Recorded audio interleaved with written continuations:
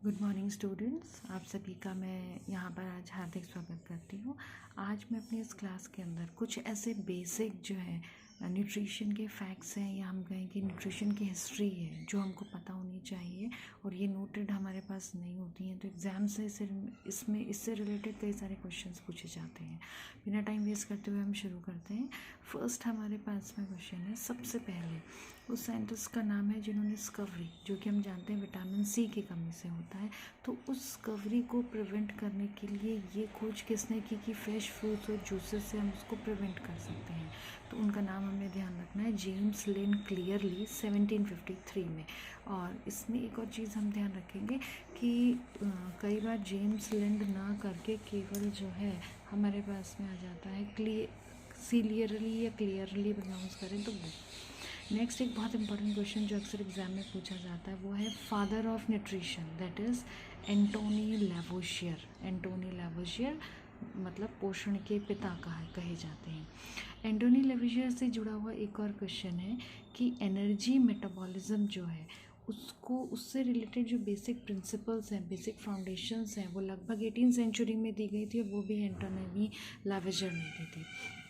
Next हमारे पास आता है कि सबसे पहले ये कौन से साइंटिस्ट ने ये बताया कि कार्बोहाइड्रेट, फैट और प्रोटीन हमारी बॉडी में बर्न होकर ये हमको एनर्जी लिबरेशन देते हैं, डेट इज़ लीबिक 1842 में।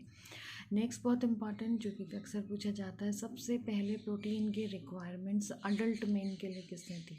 हालांकि ये रिक्वायरमेंट बहुत ज़्यादा थी, लेकिन जिसने इन पर प्रयोग करके सबसे पहले दी वो है कार्ल वाइट एंड कोवर्कस।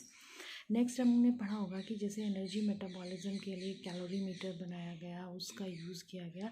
तो ये एनर्जी मेटाबॉलिज्म के लिए जो कैलोरीमीटर है सबसे पहले डॉग्स में स्टडी किया था, और ये किसने बनाया, रबनर ने। हमें पीरियड भी याद रखना है, 1892 में। नेक्स्ट है कि जब एनर्जी मेटाबॉलिज्म डॉग्स में स्टडी हुआ तो एनर्जी मेटाबॉलिज्म रेस्पायरेटरी मेथड से ह्यूमन बींग्स में, मनुष्यों में सबसे पहले एनर्जी रिक्वायरमेंट्स जो है वो किसने किया, तो दैट इज़ एटवाटर इन 1899। नेक्स्ट हमारे पास एक और आता है कि concept of essential amino acids जो है वो किन्होंने दिया, 1912 में ऑसबर्न एंड मेंडल ने। इसमें हमको यहाँ पर एक चीज़ और ध्यान रखनी है, इन्होंने ही सबसे पहले, ऑसबर्न एंड मेंडल ने ही जेन जो है, मेज़ में जो जेन पाया जाता है, जेन है ना, जो प्रोटीन होता है, दैट इज़ कि ये प्रोटीन मतलब बिल्कुल इसमें एसेंशियल अमाइनो एसिड उपस्थित नहीं है। तो ये चीज़, इस कॉन्सेप्ट को इन्होंने दिया था ऑसबर्न एंड मेंडल ने, जेन से रिलेटेड। अच्छा, एक और बहुत ज़्यादा इंपॉर्टेंट जो कई एग्जाम्स में पूछा जाता है टर्म आता है, वाइटामिन सबसे पहले किसने नाम दिया। तो इसके लिए हम सभी जानते हैं फंक 1912 में। ओके, नेक्स्ट उसके बाद में है growth factors called fat soluble ए।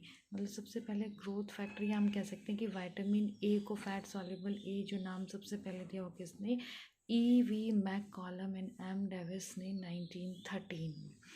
नेक्स्ट क्वेश्चन हमारे पास में है कि डाइट में जो प्लेग्रा है उसके लिए, कि मिल्क के एडिशन से हम प्लेग्रा जैसी बीमारी से बच सकते हैं। ये जो इन्वेंट है, ये जो पता है वो किसने लगाया, गोल्ड बर्गर ने इन 1915 में।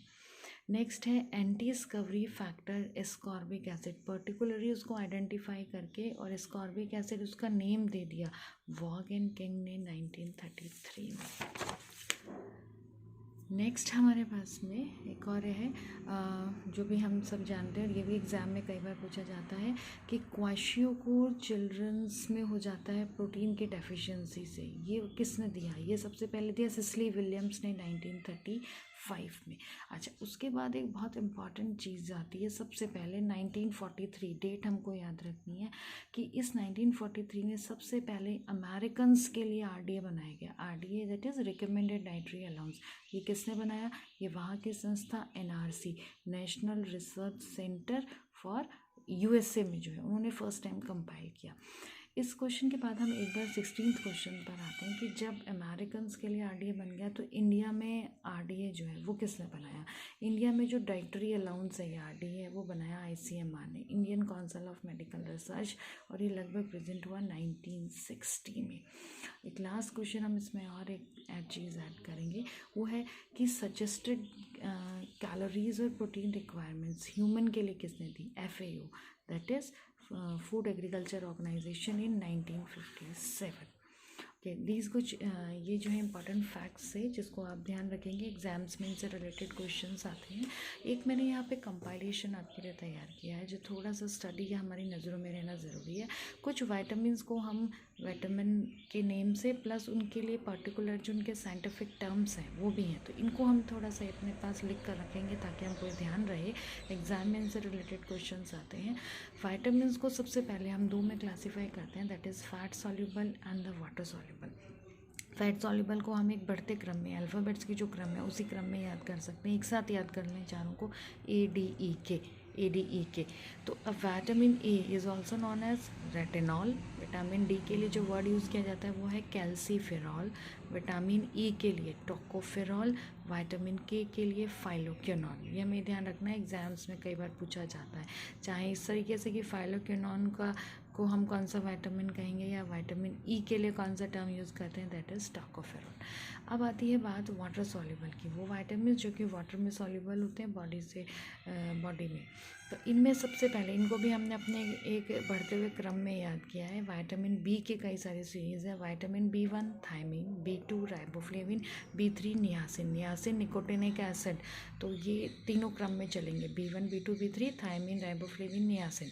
नेक्स्ट आता है vitamin B5 is pantothenic acid. Vitamin B6 is pyridoxine. Vitamin B12 cyanocobalamin, ये अक्सर एग्जाम में पूछा जाता है, vitamin B12 cyanocobalamin. Vitamin C ascorbic acid. Vitamin H biotin, और एक है फॉलिक एसिड या फोलेसिन। तो आज के लिए इतना ही। आप सभी का यहाँ पर मैं धन्यवाद करती हूँ। Thank you.